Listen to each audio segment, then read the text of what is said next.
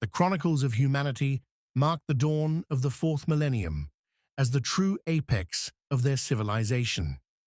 The Earth of the year 3000 was not the fractured, conflict-ridden world of prior centuries, but a planet reborn into harmony. Nations had long dissolved into memory. Borders, once carved in blood, were erased. A single governing body, the Terran Accord, united the billions of humankind, from the oceans of Earth to the cities of Mars, the floating habitats of Venus, and the icy colonies of Europa and Titan. War, that ancient curse, had been forgotten. Not defeated on the battlefield, not subdued by force, but rendered irrelevant. Energy was infinite, drawn from vast solar arrays in orbit and deep fusion wells that burned with the brilliance of captured stars.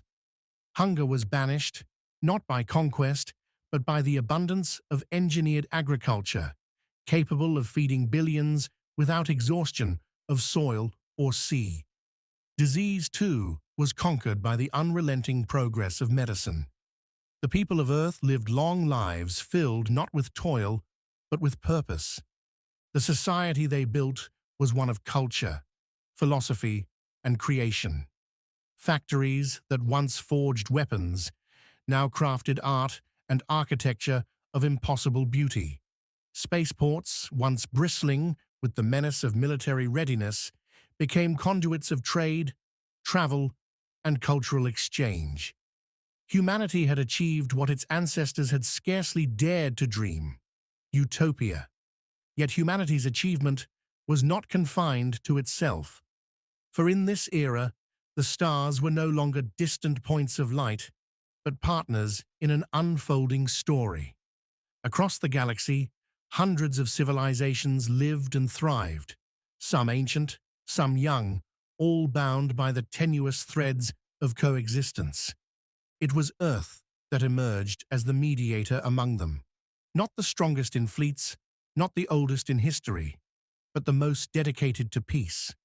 Where alien empires feuded over borders, humans brokered compromise. Where ancient grudges threatened war, Terran envoys forged treaties. The name of the Terran Accord became synonymous with balance and diplomacy. And yet, even Earth's voice of peace would have carried little weight were it not for the Elythians. The Elythians were older than human memory could measure. Their crystalline forms shimmered with radiant light, refracting the glow of stars through bodies of translucent facets. They were not conquerors nor builders of empire. Instead, they had chosen long ago to be guardians of peace. To countless civilizations, the Elythians were more than allies, they were mentors, philosophers, and saints. It was the Elythians who had first welcomed Earth into the interstellar community. It was they who had guided humanity's early steps among the stars, teaching patience where there was haste, teaching compassion where there was suspicion. They were the architects of the great celestial accord, a loose but enduring pact among dozens of species to renounce conquest and embrace collaboration. To Earth, the Elythians were more than friends. They were the embodiment of what humanity aspired to become. Their guidance shaped Terran philosophy. Their wisdom tempered Terran ambition. And so, when the Elythians spoke, the galaxy listened. For centuries, they had spoken only of harmony, until the day their message changed. The Elythian Declaration came without prelude, without negotiation, without warning. One day the stars were peaceful, the next the skies themselves trembled with the weight of their words. The transmission spread across every Terran world simultaneously, projected not only through the familiar channels of communication, but imprinted into the very fabric of space-time, as though the Elythians wished to leave no possibility of doubt or denial. Their voices, resonant and crystalline, filled the minds of billions. The accord is broken. Humanity has deceived, corrupted, and endangered the balance of the galaxy. We, the Elythian ascendancy, can no longer allow the Terran Accord to endure. Effective this day, we are at war. No explanation, no dialogue, only the stark pronouncement of enmity. Before Terran leaders could even assemble in council, the first fleets emerged.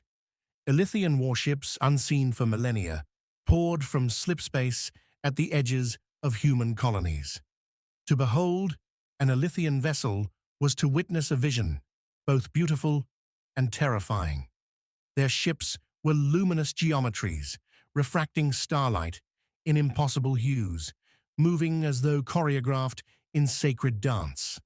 Their weapons were not crude cannons or missiles, but beams of focused stellar energy, pure streams of annihilation. Where they struck, matter itself seemed to dissolve, reduced to shimmering fragments. Mars, humanity's proudest colony, fell first. Orbital stations designed for commerce and research were sliced apart like paper. Cities across the red deserts were erased before their alarms could finish sounding. Millions perished in silence, the void carrying no cries of the dying. Europa followed, its great under-ice seas, once the pride of Terran explorers, boiled into vapor under the Elythian assault.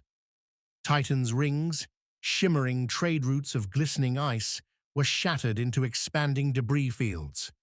The Elythians did not pause, did not negotiate. They advanced with the cold precision of judgment. And humanity, for all its pride, had no answer. For centuries, Earth had dismantled its fleets, disarmed its stations, and dismantled the engines of war. The Accord had believed peace eternal, safeguarded not by weapons, but by trust. Now, that trust became their undoing. The Elythians struck at a people utterly unprepared for war. Shock gave way to terror. Terror gave way to despair. Billions looked to the stars and saw not the guardians of peace, but angels of fire, descending to cast judgment on all humanity. The betrayal of the Elythians was not only a war of weapons, but a war upon the very soul of humanity. For centuries, the Terran Accord had dismantled armies, melted fleets, and repurposed the engines of conflict toward art, philosophy, and exploration. Generations had lived believing that war was not merely improbable, but impossible, that humanity had transcended its most ancient flaw. Children had been raised without ever seeing a soldier in uniform. Citizens traveled freely across worlds without fear of invasion. The very idea of battle had become a relic told in stories of barbaric ancestors. Yet the Elythians allowed no time for reflection. They descended without hesitation, dismantling colonies with precision, scattering the Terran people across burning skies and broken cities. In the first weeks, millions were lost. The vast stations that circled Earth's sun as radiant symbols of prosperity were torn apart like fragile ornaments. Trade hubs, research stations, and entire cultural repositories vanished in light. The Terran Council convened in desperate urgency. Gone were the debates on art, philosophy, and the slow pace of scientific wonder. In their place came frantic orders for weapons production, for defenses that no longer existed, for alliances that would not answer their pleas. The great universities of Earth and Mars, temples of learning where science had been devoted to exploration, were seized and repurposed into academies of war. Shipyards that had slumbered for centuries roared back to life, forging armor plating and weapons instead of luxury habitats and transport liners. Factories once filled with artists and engineers crafting lightscapes and musical theaters were stripped bare, their machinery retooled for missiles and engines of destruction. It was as though the very genetic code of civilization was rewritten, forced to mutate in the crucible of betrayal. At first, the transformation was clumsy and tragic. Humanity had forgotten how to fight. Makeshift fleets were thrown together from mining barges, research vessels, and obsolete cargo haulers. They charged bravely into Elythian fire, and each time they were annihilated in moments. Entire settlements watched their defenders burn to cinders, powerless to resist. And yet, in their sacrifice, something began to awaken. The first sparks came from the outer belt, where a flotilla of converted ore haulers resisted an Elythian strike force long enough to evacuate a mining station. They died to the last ship, but tens of thousands of lives were saved. Soon after, a colony transport rammed an Elythian cruiser, destroying itself, but proving for the first time that Elythian vessels could be damaged, that their brilliance was not invincible. Tales of these acts spread like wildfire across the Accord. What had begun as despair transformed into grim determination. The Terran Accord hardened. Factories ran without pause, their smokeless chimneys venting only heat and urgency into the skies. Families who had devoted their lives to music, sculpture, and scholarship now sent their children to training academies, their futures redirected from creation to survival. Farmers learned the handling of weapons. Architects became engineers of bunkers and fortresses.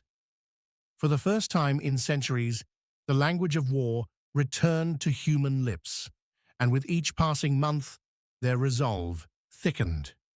The Elythians did not relent.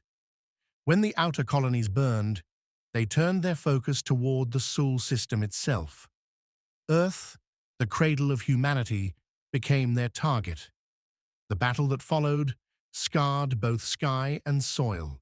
Hastily rebuilt orbital platforms filled the void with chaotic volleys of energy.